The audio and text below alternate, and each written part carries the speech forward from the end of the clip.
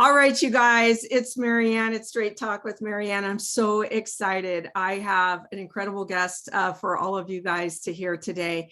And I just want to say that I met Danielle just strictly by chance. A friend of mine invited me to a little meet and greet. I drove down to Aurora. The traffic was horrendous. It took us about an hour and a half to get there. And she was so gracious. She spent some time with us. Shared some of her thoughts, some of her beliefs. And I got to tell you, I mean, this lady, I think she's going to take back Colorado. I've been here 38 years. I've been waiting for someone to come and take back. So with that, I want to introduce to you Danielle. She is a business owner, a cattle rancher, and not a politician, which is probably one of the things I love best about her. So Danielle, meet the Straight Talk with Marianne group. How are you today? Great, and thanks for having me. Yeah, so I forgot to mention you're running for governor. Did I mention that? No, but yes, I'm running for governor. So tell me, you shared a little bit when we were down in Aurora, a little bit about why you decided, let's just say, to throw your cowboy hat in to run for governor of Colorado. So I am the only native of Colorado on the Republican ticket out of the top 3 candidates. I'm a livestock owner, so I'm a cattle rancher, small business owner, mom. And so for the last few years on every aspect of my life under the Polis administration, I have just been getting beat up. I've been told my business is essential. I've been told to mask and muzzle my kids. I've been told that by being a cattle rancher that I'm committing acts of animal cruelty. And so I just got tired of the nonsense, the radical nonsense. And when I looked to see who the GOP was going to put up, I just wasn't impressed with any of the candidates. None of them had that fight, that like cowgirl Colorado fight that we so desperately need to take back our state. So I told my husband, I think I'm going to run for office. And he kind of laughed and said, how much wine have you drank and what Hallmark movie did you watch? And we just laughed about it. But I mean, in all seriousness, it is exactly what we need. We need blue collar people who are not politicians, who are not elitist billionaires to take back our state and just get us back on track. Yeah, I mean, you're a person for the people. And I think, what you're saying is so many of us, I've been a business owner and entrepreneur for all my life. And, having that in your background, you realize how important having your freedom is. And what I love about what you told me was that you want to win. You are going to fight to win. And I think that's exactly what we need. I think we've had a lot of the just kind of passive people in there, like, oh, okay, I'll do it. But nobody that I've seen is really willing to do what they need to do to win. And that's, those are the candidates. I was just having a conversation with another friend of mine, is we have to back the candidates that are willing to do what it takes to win. And I felt that from you when we met. So talk a little bit, because there are a few things that really impressed me. You mentioned Colorado Gitmo, which I thought was that brought a smile to my face. And we're having this we're having a meet and greet in Longmont at Q's. I'll post some information down below on Thursday. And you just shared with me you were going to be in camo, which I think that's hilarious and wonderful all at the same time, because you're going to be at a protest at the Capitol for what was it? Firearms. So I'm an active hunter. And so there's new legislation regarding the ban on hunting mountain lions and bobcats. And what the legislation reads is it's just so poorly written that if you have a nuisance mountain lion or bobcat, one that attacks your livestock, or if a hunter would come across that in the midst of going out hunting, that they would make it a crime to basically put that animal down. And these are animals that are apex predators. And so they're not your warm and fuzzy kittens. And again, it's proposed by women, Democratic women in the legislature that have never hunted a day in their life. They don't own livestock, and they are animal rights activists. And so again, it's just another example of why we need subject matter experts to push legislation, and not people that just have a half-cocked idea that they just think is a good idea. So there is a protest that hunters are doing, and Scott Wadley, who is part of the Outdoor Sportsmen's Group, is a huge proponent of that. So I'm going down there because I am the only candidate that's running for governor that actually hunts. And so these are my people, and I want to be there to help make sure that their voice is heard equally. So I will be in camo. Nice. I love that. I do have a concealed carry. I have my husband and I, we've done hunting and shooting and what have you. Not a lot of hunting, more shooting. But I think that's, a great right that we all deserve here. And quite frankly, seeing what's going on around the world, I'm glad we still have that. We still have the being able to carry arms in here in Colorado. But again, you don't know how long that's going to last with the current administration and what we have going on. All righty. So there was something. Okay, let's talk a little bit. You when we were talking, you said we're going to get rid of these criminals in Colorado. And what I have seen is that people are getting away with stuff that they should never, ever, who would even think of it, much less get away with it. And you mentioned Gitmo, and that just brought goosebumps really to me. So talk a little bit about what you meant around that. Okay, so my background is in criminal justice. I actually spent 10 years in criminal justice, traveling across the nation, running active shooter drills, mass casualty incidents. I was a verbal de-escalation instructor, but I did a lot of like mergers and acquisitions of big contracts. My degree is in criminal justice with an emphasis in peniology. And so I literally read the criminal code for fun. Part of my passion is criminal justice reform. And so when I look at elected officials like our Secretary of State, Jenna Griswold, who is clearly violating not only the Colorado Constitution, but a plethora of laws, including first-degree official misconduct, which is a Class 2 misdemeanor in Colorado, no one is holding these elected officials to the letter of the law. You look at Governor Polis, who lost $1.5 billion in the unemployment fund. And when you think about, or maybe it was 1.5 million, but whatever it was, when you think about if you and I were to do that in a regular everyday job, we would be put behind bars for money laundering, for theft. And yet when our elected officials do it, there's just kind of like this, oh, well, it's okay. Well, I'm tired of it being okay. And I really do think that we need to start holding these elected officials to the same laws that we, the people, are held to. And so I kind of joke that I say, when I get into office, I plan on cleaning up the corruption on both sides of the fence, because both political parties have it. But wouldn't it be nice if we could lock up all these corrupt elected officials in like a Colorado Gitmo? And I always revert to like Sugar City, because we have a really great correctional facility down there and no one even knows where Sugar City is. And so I think it'd be a great Gitmo of Colorado. Just lock them all up, put them in there. No, I totally agree. And you're right. I mean, we would be in jail. We would be sued. We would be, and it's almost like they got a little slap on the hand, like, whoops, oh, I made a mistake. Okay.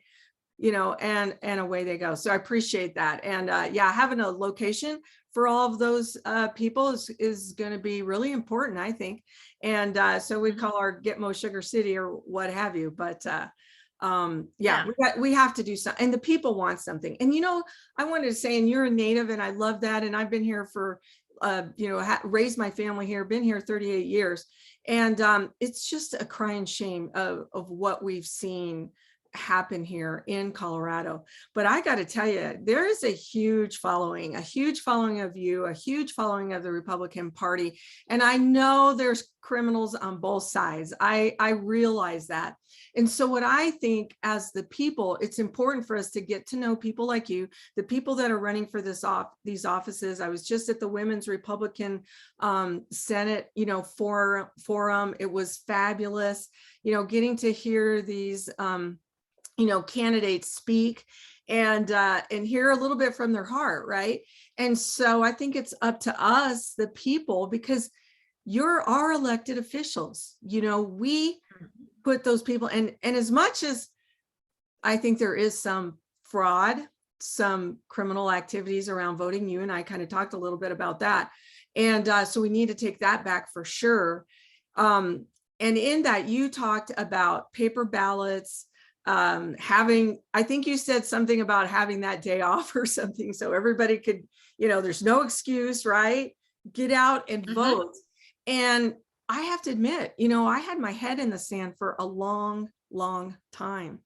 And it wasn't until, maybe close to a decade ago that things just started looking, a little bit cockeyed to me. And it's so funny because my mom, I can remember, And you think about this, oh, well, that's what they say. That's what they say. I'm like, who are they? Who, I need to know who these people are that are saying these things that are just asinine. And now, moving, I'm almost 65. I'm like, oh, I figured it out who these people are.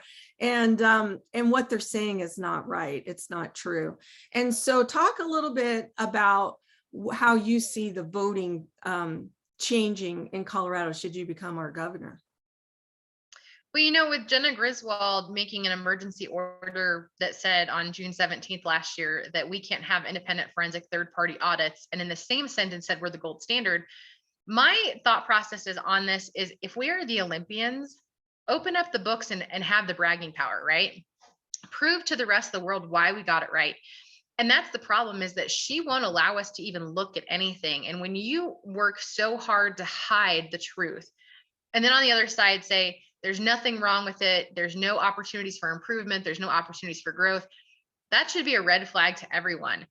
Just recently, she just went after the county clerk for Elbert County, who also found the exact same information that Mesa County Clerk Tina Peters found.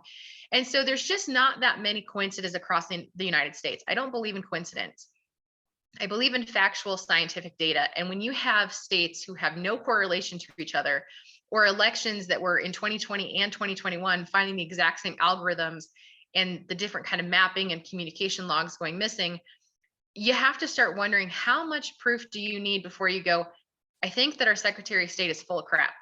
And she is. And Yeah. we just have to start holding her accountable. And so I think what we need in Colorado, and I just did a video on this at a debate, we need county clerks with balls. We need county clerks who will stand up and challenge the rhetoric and say, I don't believe in this gold standard nonsense. And I have questions, and my voters and my constituents who got me elected have questions. And so I will not forego their requests and wants. If they have questions, we need to crack open the books. And so I want county clerks in all 64 counties to start stepping up to Jenna Griswold and saying, maybe your storytelling and your lie making isn't going to work anymore. Maybe we just don't believe this, bedtime story. Maybe we have questions and we should be able to ask them. So I think we're going to see more and more of that, especially as the 2022 election comes forward. But I just continue to urge people, go to your county clerks and ask questions and ask them why they won't stand up for you. Yeah, no, that's great. That's absolutely right. And I love that. Yeah, balls. And a lot of those could be women too. Just so you know, we're not talking just the men have to be the county clerks, because the women, I tell you what, when I'm looking at these mama bears out there and what's going on, and just some of the women in my group, and oh my goodness, they're ready to stand up. They're ready to do whatever it takes. And a lot of them already are. And we've been up here, we're in Longmont, we're still in Boulder County, but the things that we're addressing in our area, and then what Boulder County is addressing in their area. And, the mask mandates for children are just ridiculous. I saw something where they said, so if the kids were all sitting at restaurant tables in school, they wouldn't have to wear their masks, right? Because why are they wearing masks? It makes no sense. And we try to, and not me personally, but some of the mama bears try to get some of the board members recalled or taken off the school board, because they're the ones mandating the masks. Oh, bless you. And, they were attacked, and they had, a few women had their tires slashed. Another woman had her business trashed. And what can we do about that when it's people are trying to do the right thing? And, my wondering is, okay, maybe we support the people that can, the lawyers, or there's, Joe Altman, or, the Del Bigtrees. Do we support those people that are out there doing it versus risking, one of the moms is being videoed now. She thinks she's being followed, by a detective. What's your thought around some of that activity? How do we stop it? Well, they say no risk, no reward, and Well, anything that's worth fighting for is going to be, not easy. But here's the thing. So in the Colorado Constitution, under Title 30, So Governor Polis in his executive orders references Title 24 and 25 in the first paragraph of every executive order. And what he's saying by doing that is that CDPHE has the executive authority to do this. But if you go and read those two titles, what it says is that CDPHE derives their authority from the governor's executive orders. And so remember, it's an election year. So while in December, he came out and he said, the pandemic is over, the crisis is over, I can't control what you're going to wear, and neither should CDPHE. They get their authority from him. And so all of that is just blowing smoke. In Title 30 of the Constitution, and it's 30.11.105. So 30.11105, and then 107, Section E. It says that the county commissioners can challenge the executive order of the governor based on the constitutionality of the statute. He has clearly violated the constitutional due process on his orders on August 6th and September 4th, when he mandated it for state employees and then remove their due process for their HR disciplinary processes. He went around that, which, we've now seen this twice, because he also went around the appellate court for the truck driver, because, he gets to make sentencing instead of letting the judicial branch, which is the checks and balances, do their job. So clearly he thinks that he's God, and he thinks that he's King Polis. The way that you guys can help is by reaching out to your county commissioners and saying, how come you won't stand up for me using Title 30, 11.105 through 107, Section E? Because they do have the legal authority to challenge that. And when I'm talking to them, the things that I'm hearing is, we don't have the budget to hire a law firm to go against Polis. Polis will pull our funding. He will have CDPHE pull our licensing. Fear, fear, fear, question, question, doubt, fear, fear, doubt. And this is what I tell them is, if you get behind the right cause, you don't have to worry about fundraising, because the people will step up and they will cover that cost, because it's something they truly believe in. If it comes down to funding for your county, that's just one more reason to challenge him, because if he thinks that he can bully you with a bank account to, submit to his authority, again, he's not God. And so I would just encourage people to reach out to their county commissioners and let them know that you would support them in using Title 30 to challenge his executive orders and to hold him accountable. You elected your county officials. And so if your county commissioners will not stand up for you, you need to reelect someone that will. Mm-hmm. Yeah, no, it's true. And we had a little encounter, I don't know, back in December, the Boulder County decided that our county fairgrounds, our Winterfest, that everybody who entered had to be vaccinated. And we got a little group together. I think we eventually had about 50 people standing out there. And, we actually were allowed to go in, the unvaccinated, and get food. And we had a great little peaceful protest. We were there, or rally, as some people want to say. I gave a speech like 3 different times. We had a doctor talk about, your immune system. And then there was the write-up in the newspaper that was completely opposite of the experience. And it was all quoted, by the sheriff, right? And Kelly. And what was interesting was, we were talking to the deputy sheriffs, and they were like, you have every right to be here, just be respectful. And we were, even though the manager of the fairgrounds, tried to kick us out. He told us that there was a free speech zone, which was clear out at the other end of the fair, where the ponds are, basically. We're like, well, isn't this America? Isn't every place a free speech zone? And anyway, so then we told him that the sheriff told us that we could stay there, which was true, the Boulder County Sheriff. And another gentleman showed his constitution and said, here's my vaccine pass, and you can't stop me from coming in here. And the Boulder County Sheriff said, he's right. The mandate is not a law, and you have to allow these people to come in, which we did. And, people bought food, because people love supporting, the community, right? That's what this is about. And so anyway, I just thought it was interesting. I think I was in 3 different articles, and the first one was really good, and the other 2 not so good. But it's interesting to me because, and by the way, we have a recording of the Boulder County Sheriff saying it's okay. And I think you know who I'm talking about, who has that recording. But anyway, so it was interesting that they were able to quote the sheriff's department from, Pele, who was never even there, and saying that we were only there 45 minutes. They had to kick us out. I mean, I don't know. It was a real slander. But back to kind of what I was saying is that I think where there's a lot of people that want to stand up and support, they do have fear that they could be, I think they're more worried about what their kids are encountering. And so many of them have just pulled them out of school, which is great. But we were just talking about this county commissioner last week at our little meeting, because they're the ones that are telling the Boulder Health what they're supposed to be doing. And you were exactly right. Polis is standing up there blowing smoke of everybody's butt. And in the meantime, he's telling everybody else what they need to do and how they need to be, pressing these mandates. And then we have different counties.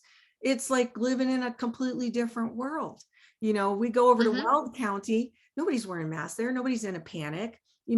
Here, 90% of the people are wearing a mask. But on the other side of that, a lot of people are wearing masks only because they don't want a confrontation, only because they don't want to sacrifice anything.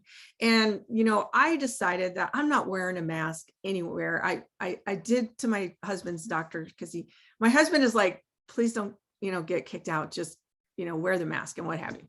And I don't even know if they would have done that. But I feel like I'm perpetuating the lie that there's a pandemic, a lie that we need all of this. And so I'm willing to sacrifice, right? I'm willing to, not travel. I have friends that just said, well, I got the vax, I want to travel, oh, I'll do it because I don't want to, cause any problems. But at the same time, I think there are the people that in the background are like, I really want this to be over. What can I do? How can I support it without exposing myself? Right. I mean, that's kind of where they're at. And so like you said, we have no problem. We'll reach out to the commissioner, and we just kind of came to that conclusion last week. So wish we'd have known sooner that we were just like, who we really need to be talking to is the county commissioner. So, and this is a proven military strategy, right? We've used it against other countries. We've used it in the Afghanistan war. And what it is it's divide and conquer. When you have to go against an entire population with a small military force, you're not going to succeed. But if you can take that small military force and you can divide and conquer by segregating, by alienating, by instilling fear, causing chaos and confusion, and that's what they're doing, by having these different rules in these different counties, there is no mainstream one size fits all on this. Like you said, you have Weld County that's not doing anything. You have Jefferson County that's pushing it to the extreme. What that does is that allows a preponderance of confusion. And when people are confused and they don't know what laws exist, what laws don't exist, oftentimes they will revert back to a level of comfortability. And that's exactly what's happening. It's proven strategy. The thing is that, you have to revert back to the 1776 mentality, when we had a small group of patriots willing to stand up and fight for our freedoms. It wasn't easy. They were, labeled insurrectionist. And that's exactly what's happening today. So really it comes down to, are you prepared to fight for your freedom and secure your kids' future, even though you might be uncomfortable? Even though that conflict might make you uncomfortable, are you willing to walk into a store without a mask, knowing that people are going to yell at you and target you and call you names and ask for you to leave? Are you willing to make that sacrifice? Because if not, your freedoms will be taken away from you. And so are you willing to be uncomfortable to secure the future? Or do you want to be comfortable and not have any freedoms at all? And that's really the question we all have to ask ourselves. What level are you willing to go to secure America? Because this isn't just about one country, it's about the globe. And so many people look to America as the country for freedom, right? That's why everyone wants to come here. If we don't stand up, what hope do they have? And if you looked at what happened in Australia, when so many people were in the streets protesting and pushing back against the parliament, and they were saying, America, America, where are you? We're looking to you. And we were all sitting at home, comfortable, eating our ice cream on the couch, being told that your business is essential or not, and masking our kids to send them to school because we were too afraid to have a conversation about taking off our mask in a public place. You got to Right. be the leaders and step up. I mean, that's all there is to it. So if you don't have the courage, get behind me, because I'm afraid of nothing. So if you need someone to bulldoze the way for you, by all means, I will be happy to do so. Right. I appreciate that. And it's true. I think a lot of these families are they're just conflict. There's conflict. And I mean, there's people in my neighborhood, like I haven't seen them forever. They just are hunkered down. They have, they live in their house and that's their life. And I think, like you said, it's not really even freedom. You think that you're sitting at home being free, but you're really not, because you Mhm. cannot live your life within this. And I have so pretty much lived outside of the mandates the entire time. I have been verbally attacked, nothing physical. But it's one of those things where I have such conviction. I don't care. I don't care. And that's Mhm. what I told my friends. I go, look, you have businesses. I know you have to worry about that. But I'm not afraid to stand up there, stand up, do the talk, do whatever needs to be done. And I love that about you. And someone else made some comment on my Facebook page when I said you were going to be coming in, and they were like, oh my gosh, she's such a spitfire or something like that. So keep up the work. Mhm. There's tons of us out there supporting you.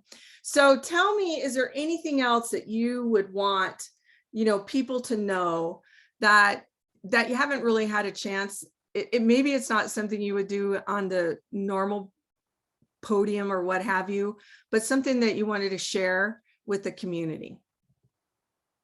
No, I'm completely an open book. And so everywhere I go, I've talked about my stance on things that are controversial, like election integrity, the mandates, hunting. Um, I've talked about my arrest record. I've said I would make my tax returns available. I mean, how I am when you guys see me is exactly how I am at home. And so if you see me on a social media post, there is no like putting on a facade. I mean, 90% of the time when I don't have anywhere to go, I'm at home and I don't shower and I haven't put on makeup, because, when you go out to handle cows and then come back in, I mean, what's the point, right? So, Right. I mean, really, how I am with you guys is exactly how I am at home. And I've had, my opponents start calling me out about like the most ridiculous things, like the fact that I live on the county line and my voter registration is El Paso County, but I associate where I live with Elbert County. And then recently today, we have Heidi's campaign is calling me out for, boosting posts and paying for advertisements. And again, I'm able to show that that's all false information. I have yet to pay for a single post, that all of my following is organic. And so it's going to start getting thick, and the mudslinging. And as you said, the reporters who don't report on anything correctly, like the whole, I don't think Polis is really gay. That was completely false. And they even botched my statement where I said I was talking about conspiracy theory. And I really don't care if he's gay or not. I really care more about, did he use his billions of dollars to flip Colorado blue, which he did. And so, I mean, there's a lot. And so I would say, if you ever have any questions, just reach out to me, because I'm very honest and very direct. And I have nothing to hide from the people. I'm just an everyday, average, ordinary person. So, I mean, it's just you and me. That's Yeah. how it is. Nice. Ordinary, average I American. know. And that's the thing. And I think, well, and they've lived in this facade of social media and everybody's life is you know what I mean? And kind of like what you said, it's just like, a lot of times I'm pushing stuff out there and it's, I don't get a lot of views because I've, posted some political stuff. And so all of a sudden I'm like, nobody's seeing my stuff anymore. What the heck? And I'm on like numerous platforms so that I can push out whatever I want to push out. And I am going to push this out on my Facebook page. So we'll see how long that lasts. But that's why I have my website, straighttalkwithmarianne.com, and I can put all my stuff up there. And so I love that. And I mean, I've gone from interviewing, a grandma of 6 that is now a domestic terrorist because she, was in DC on January 6th, to people who are just, common people who see what's happening and they're trying to step up. And then our community of where we're like, we just need more friends. We need more friends that think like us and believe like us. And that's what's so important is these people are coming out of the woodwork and they've felt alone and felt like there was nothing they can do. So even if it's just about coming and getting to know you, meeting you in person, following what you're doing, believe in what you're doing. I think there's a lot of people that are ready to do that. And they're just standing right behind that shadow, they're waiting to put their toe out into the light and become a part of something really great. And I think I love Colorado. I seriously do. I mean, I love living here. I made a choice to come here and from Nebraska, but it was a beautiful state and there was so much beauty here. And what is this divide, like you're talking, the division of people that I've known for decades, our kids, my son played hockey together, our kids played hockey when they were 5, now my son's 28 and it's like, and that friendship's gone, but I have like a whole bunch new friends, right? That it feels so good to be around people who are, fighting the good fight. My husband has a saying of do the right thing, always do the right thing. And what I see, integrity. What's that? It's the definition of integrity. Do what's right all the time, even when no one's looking. Right. Even when no, you're absolutely right. And that's what I see is people are not doing the right thing and they're not even getting in trouble for it, like we talked. So, all right. Anything else before we go? I really appreciate you being here today. I know we had kind of like had to reschedule, but I'm so excited that we finally got it all pat. And yeah, I wanted to say one more thing because I know you've got the farm and we're looking at different sources of food and talk about your stance on that. Can you for a minute? Because, we're reaching out to local farmers and, creating these co-ops and communities where we can get food anytime, right? We might need some cattle. We might need some meat because I love meat. I'm just going to say. So, me too. If that makes me one of those, PETA people or whatever, or those people against me, so be it. But can you talk a little bit about that in Colorado, what you kind of see? Because the farmers, seriously, if we heal the soil here, we'll heal the world. And that's really important. So, I mean, I think that there is a push and it's part of that Green New Deal to, continue to attack agriculture. And it's not because agriculture is bad. All the stuff that you read about the carbon footprint and all this other stuff from ranching and farming, it's all a lie. One cornfield gives off more oxygen than any tree by itself. And so it's complete leftist garbage. Stop reading into it. Stop believing it.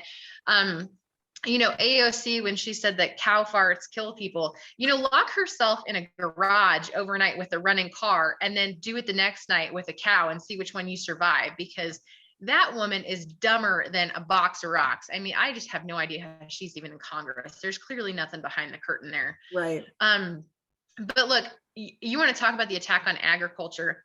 I've been going through the budget this past weekend. I had it overnighted to me because I wanted to know where your money really went. Did you know that under Governor Polis, we closed down one of the correctional facilities that had a dairy farm associated with it because of his stance on farming? And here's the thing. Now taxpayers are on the hook for $1.1 million additionally every year to supply milk to the 20 prisons. On top of that, this is where it really pisses me off, is that inmates who are part of those type of programs are 80% less likely to reoffend in the next 12 months after release. So not only did we get rid of a good rehabilitative program, one that was cost effective, but now we're pushing the burden back to the taxpayers for milk. I mean, this type of stuff is just nonsense. And so, look, I promise you when I am governor that I will have transparency so that you can see all of the right resources, all the tax information. But yeah, go out and support local farmers and ranchers and get USA beef, because, some of these beef plants, there's a whole meat cartel that I don't know if people know about, but according to the USDA, if the meat is packaged in the United States, they get to put a USDA sticker on it. It could have been meat that was imported from Brazil. You have no idea what the fillers are, what the content is. And so there's a whole meat packing plant cartel industry that purposely drives up beef box prices, ruins the meat, packages it. It's not from the USA. Look, go out to your local ranchers and farmers, get a deal with them set up, buy local from your local butcher shops, support local ranchers and farmers, because you're getting better quality. And that's exactly what it comes down to, is forego the meat markets, the meat cartels, learn how to live off the land again, chickens, ducks, everything. Go start a garden this year, grow some of your own food. Trust me, it'll be so much better, and you're going to love it. It's just going to be, it tastes better. It feels better. Everything about it's better. So support agriculture. Yeah, no, I totally agree. I had a soil scientist on who she discovered a microbe, right, that will eat the glyphosate, right? There's microbes that will heal the earth. And she worked for the USDA, and she said something to them, and they basically, shunned her and pushed her out of the system. And she was happy to go when the time came. But I truly believe once we heal, even the food that we're growing, and even if it's organic, it's not necessarily healthy food because of the glyphosates, because of the pesticides. And the reason they have to use all that is because the soils are in such bad shape. So, heal the soils, support the farmers, support, the cattle ranchers, support being more eating local, and support, there's so many people doing farm to table and all that kind of stuff. So I'm glad I thought about that, and I love your stance on that as well. All right, I guess we're going to say bye now, but thank you so much. I appreciate you. I'm excited about seeing you tomorrow, or no, Thursday. I guess it's Thursday. And then I know you've got a little thing in Boulder. So thank you again. Yes. Tell everyone, if you want to learn more information about me, they can go to my website, danielleforco.com, or follow me on all social media at DanielleForco, because I do answer all of my own messages. And so if they want to follow up or have any follow-up questions to your posts and podcasts, that's where they can find me. All right, perfect. And I will have those links in the on the website too, so they can find you. All right, thank you so much. Have a wonderful day. Enjoy. You too. Bye.